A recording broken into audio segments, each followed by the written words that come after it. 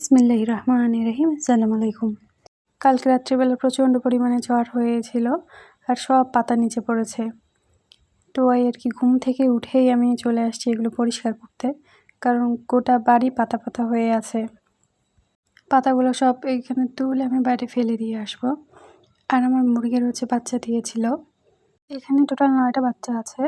মাশাআল্লাহ, বাচ্চাগুলো অনেক সুন্দর। তারপর আমি চলে আসছি আমার আলমারি পরিষ্কার করতে। এটা একদিন পর পর এত নোংরা হয়ে যায়, উপর থেকে কাঠের গুঁড়ি পড়ে এখানে। আমার পাশের বাড়ির বুবু আমাকে এই পিঠাগুলো দিয়ে গেছিল। আমাদের গ্রামে কোনো আত্মীয় আসলে এই পিঠাগুলো দিয়ে সম্মান করা হয়। তো রাত্রিবেলা আমি চলে আসছি রান্না করতে। ডাল রান্না করে নেবো আর দিনের সবজি আছে। এগুলো একটু ভেজে নিয়ে এখানে লঙ্কা কুচি, গাজর, লবণ, হলুদ সব কিছু দিয়ে আমি সিদ্ধ বসিয়ে দেবো।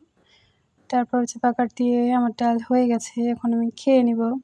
তো ভালো থাকবেন। আসসালামু আলাইকুম।